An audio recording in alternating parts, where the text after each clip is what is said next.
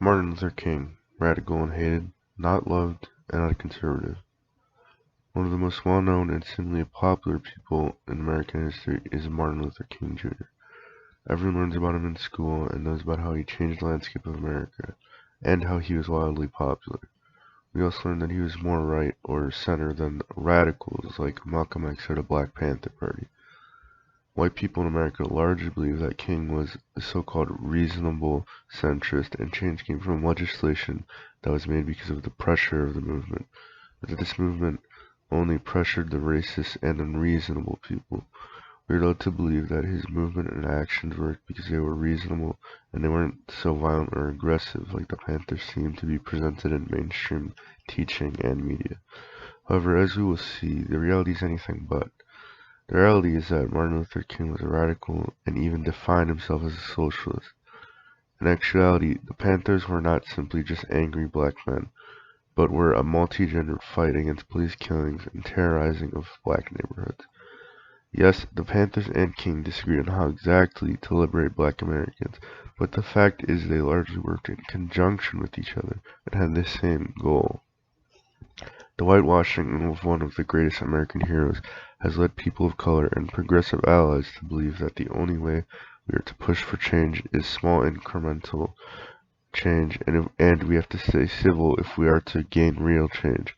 Otherwise we'll have no support, or no one will take it seriously, things like that. This sort of thinking becomes dangerous to people who want to make real change and feel they cannot.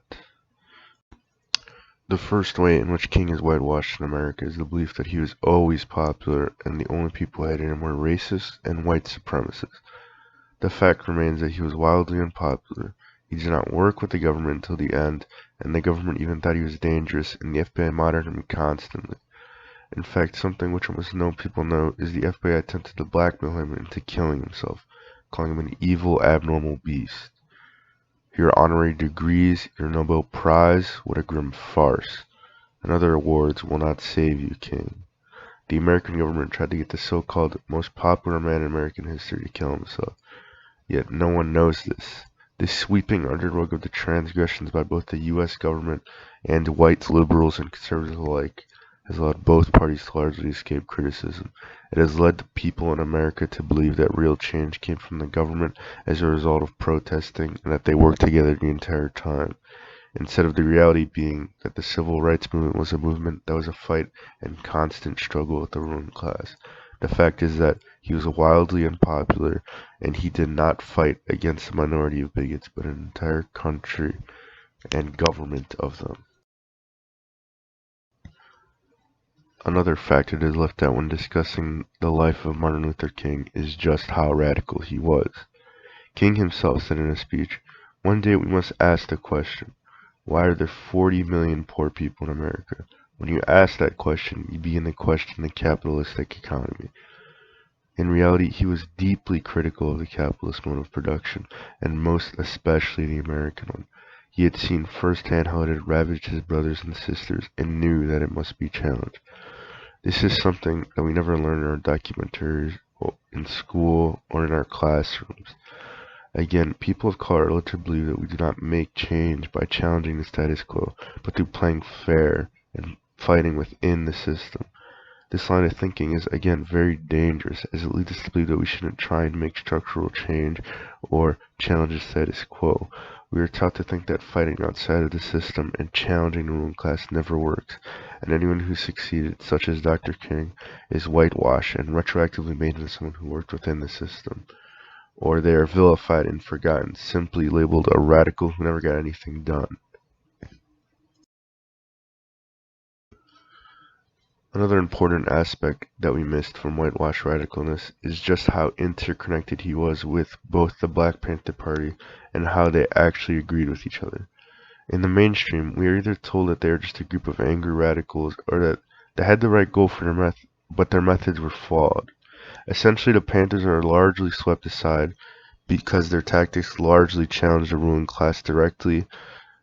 Black men and women open carrying and arming themselves against bigoted cops scared white liberals all across the country. In fact, that is the primary reason that California has such strict gun laws. They were afraid of black people exercising their rights and protecting their communities, something that King, in fact, also agreed with. King was known to have weapons in his house and used them for self-defense when he was on the road against racists and bigots. It is well known that after his house was bombed in 1956, he had attempted to get a concealed carry license. This was not, however, the only one in which the Panthers and King agreed with each other. Both King and the Panthers believed that the American capitalist mode of production was absolutely corrupt and dangerous to black Americans. They both believed that the only way to truly liberate themselves would be to challenge capital and defeat it. Although they may have differed in methods of how to achieve this challenging of capital, they oftentimes worked in conjunction and worked towards the same goal of liberation for the black community. The real and embodied out message of Dr. King still holds a great importance to people of color and progressives all over both the country and the world. King teaches us that in order to get change, we must directly challenge the status quo and not wait for change to come, because it may never. This is especially important in an age of divisive politics in America and a system that is deeply broken and hard for real change to get voted through. We must always remember that through the solidarity of a common cause, we can make systemic change happen. King lets us remember that most of the time the government will fail to take action, and it is necessary for the people to force the government's hand. In the current state of our country, this is a message that we must take to heart and apply against the tyranny of our two-party system.